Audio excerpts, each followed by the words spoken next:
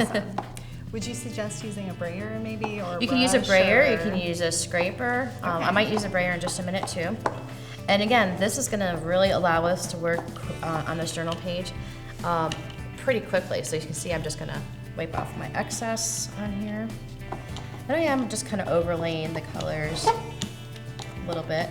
And you don't necessarily have to cover the whole page because we'll probably do more work on this. I mean, we definitely will do more work, not probably.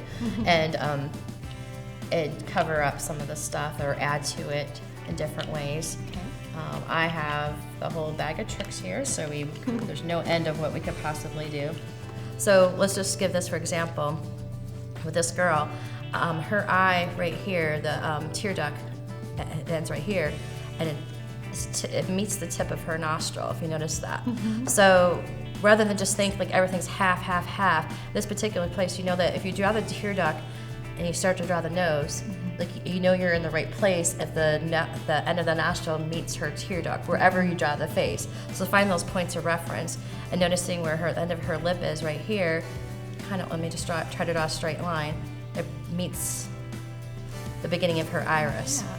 So even though I just want to kind of give out those points because that will help a little bit when you're trying to make your face more realistic. This is totally not realistic. I'm just trying to copy a look or emotion, and I'm just going to draw in the eye here, and I'm noticing that she's kind of sit back a little bit on her shoulders. I like that, and I like the fact her hair is pulled back. So what I really wanted to do for the hair is to make more of kind of circles and like little spirals. So I'm just gonna finish that, and I'm gonna make this side really super dark because I'm gonna come in with probably some journaling over here. Now, if you're happy with how your face is, that's when I would come around with my Stabilo pencil. And again, this is very organic and in nature, so I don't have to worry that it's super perfect.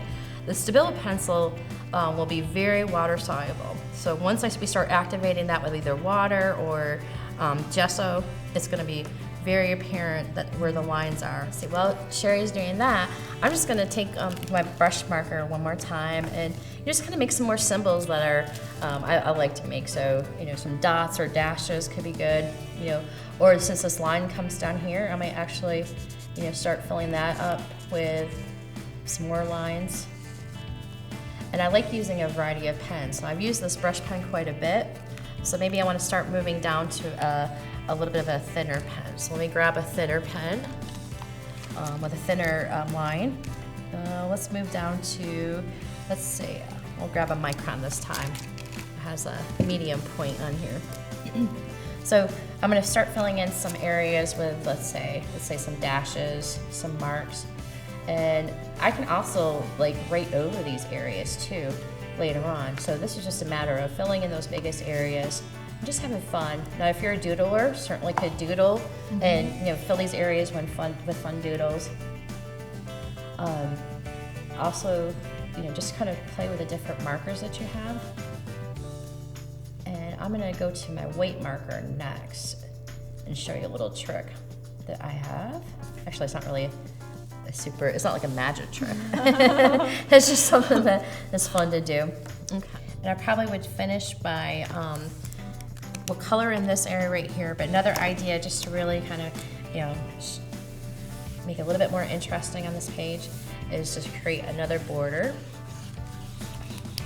I'm just being very loosey-goosey.